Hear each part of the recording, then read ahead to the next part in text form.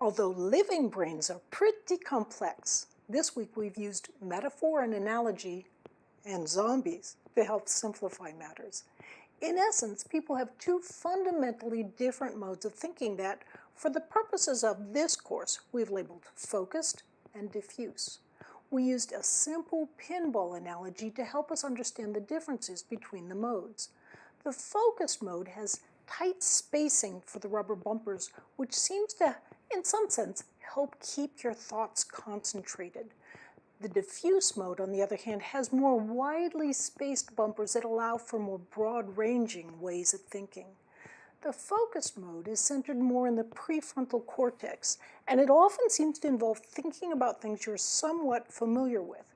For example, if you're familiar with multiplication and you're trying to solve a multiplication problem, or you're trying to find a word that rhymes with another word, you're probably stepping along the somewhat familiar pathways of the focused mode.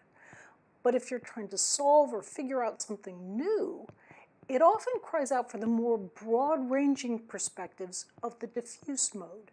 This mode, as it turns out, is representative of the brain's many neural resting states.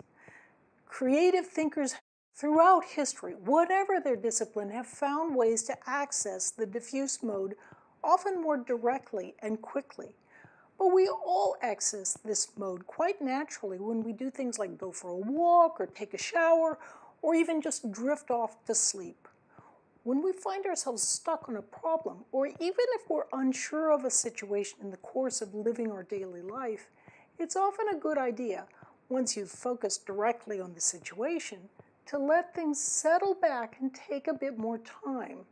That way, more neural processing can take place, often below conscious awareness in the diffuse mode. The thing is, it often takes time for neural processing to take place, and time as well to build the new neural structures that allow us to learn something new. This is why tackling procrastination is so very important. The easiest way to tackle procrastination is to use the Pomodoro technique, that brief 25-minute stretch of focused concentration followed by a bit of mental relaxation.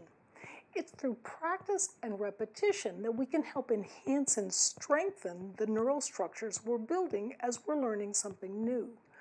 Practice and repetition is particularly important for more abstract topics. Memory, of course, is an important aspect of learning. There are 4 slots in our working memory. Things can fall out of those slots unless we keep repeating them to hold them in mind. In that sense, working memory is like a not very good blackboard. Long-term memory, on the other hand, is like a storage warehouse. If you've practiced and repeated something well enough to get it into long-term memory, you can usually call it up later if you need it, although you may need an occasional bit of repetition to freshen the memory up. It's never a good idea to cram your learning by repeating things many times all in one day, because that's like trying to build muscle by lifting weights all in one day. There's no time for solid structures to grow. We've also learned of the importance of sleep in washing away the toxins that develop during our day's activities. You want to avoid taking tests or doing anything difficult with little sleep the night before, because it's like trying to think with poison on the brain. And just as importantly, exercise is surprisingly valuable in helping improve both our memory and our ability to learn. We've had a lot of fun while learning this week. I'll bet you'll find next week's material to be even more exciting. I'm Barbara Oakley. Thanks for learning how to learn.